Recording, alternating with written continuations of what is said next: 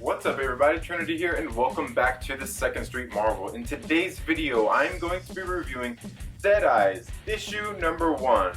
Now before I get into that, please make sure you subscribe, click the little bell and all of that good stuff. So, Dead Eyes, issue number 1. This book is being published by Image Comics. Now, it's being, the writer is Jerry Dugan, or is it Duggan? I could be wrong. Either way there. The artist is John McCrea. The colorist is Mike Spicer, the letterer is Joe Sabino, the editor is Will Dennis, and the covers are by John McCrea and Phil Noto, and the logo is done by Drew Gill. I'm going to go ahead and show you the names inside there. You can see that first page there as it opens up. Show you the names there just in case I butchered any of those, and show you the cover once again. Now, the one thing I do want to say is apparently this book was actually released about a year ago, a little over a year ago, under a different title called Dead Rabbit, and there was some, just kind of some issues with that. Apparently there was a bar or something like that in New York that had kind of like trademarked the name or something. There was going to be legal issues, so they went back to the drawing board. Haha, see what I did there? And redid the title. And I'm not sure if they redid any of the story because I never actually got a chance to read that first issue, but they did a recall on those first issues called Dead Rabbit, and they went ahead and finally re-released this book out there for all the readers. So this book basically takes place. It looks like it takes place in modern day.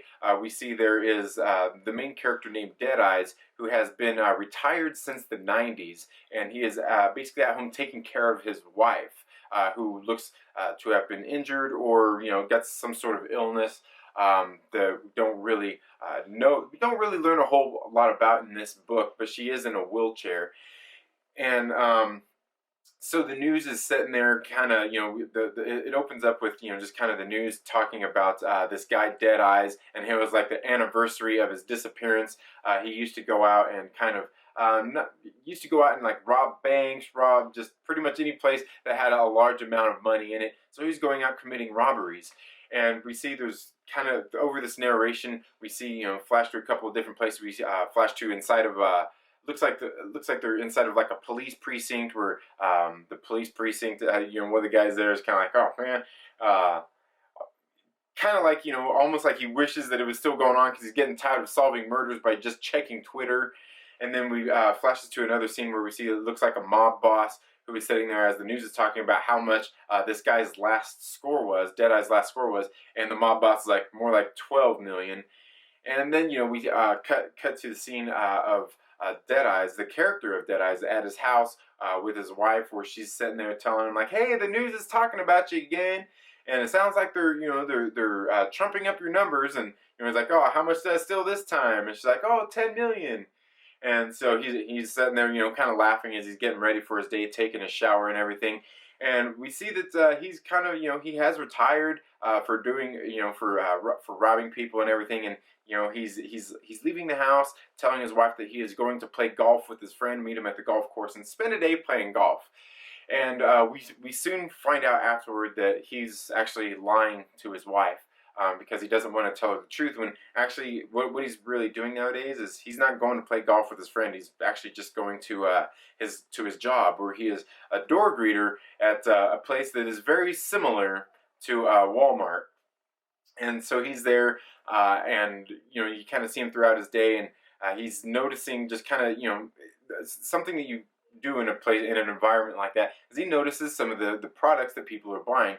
And on this particular day, we see he goes to relieve one of the cashiers there, and she has to go have a discussion with the boss. And he sees this guy coming up that he recognizes and has seen before, but has kind of changed his looks a little bit, and pays particular attention to the products that he has inside of his basket. And he's like, So as he's sitting there ringing a guy up, the guy goes to pay, with cash, and he's like, "Oh, I'm sorry, I can't take cash because this is, Ruth's drawer, whoever it was." And, he says, I can't take cash because it's her drawer, card only. So the guy goes, hands him his credit card, and he's looking at it, catches the guy's name, and he's like, "I need ID." And, so the guy is getting ready to hand him his ID, and he's kind of reluctant, says, you know what, never mind, to hell with this place, and he walks out of the store without buying any of the stuff. But Deadeyes did actually happen to catch the guy's name and address before he stormed out of the building. And so that's kind of where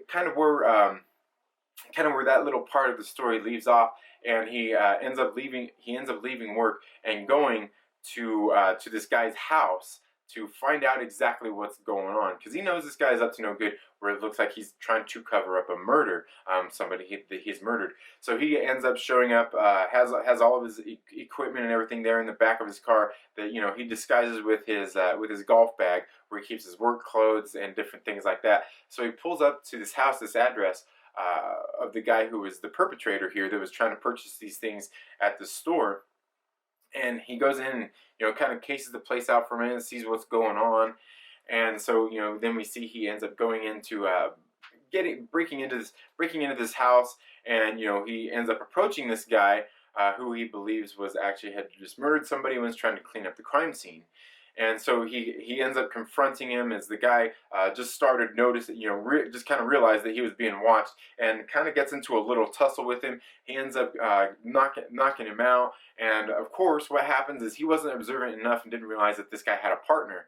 So, he gets into a little scuffle with these two guys, and in the meantime, finds out after he kind of just takes care of them, and beating himself up inside for being like, man, how could you be so sloppy, man? Like, I'm a professional here, we're supposed to be professionals.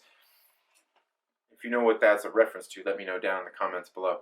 So he ends up, going and finding this locked, how would you say, like hideaway under the guy's stairwell. Unlocks it, has a bunch of locks on it, it's really secured, and opens it up and finds that there are actually a bunch of people that had been kidnapped. And so he grabs the guy's phone, the perpetrator, the person whose house he was at, grabs his phone, makes a call to the police, and says, hey, they're like, hey, what's your emergency? And he's like, well, hey, just come to this address and you'll find out. And just tosses the phone off and just leaves and goes home. And he gets home and is confronted by his wife, who's pretty much grown suspect that he wasn't just out playing golf all day. She goes, you don't smell like beer and basically like beer and golf. You smell like sweat and blood.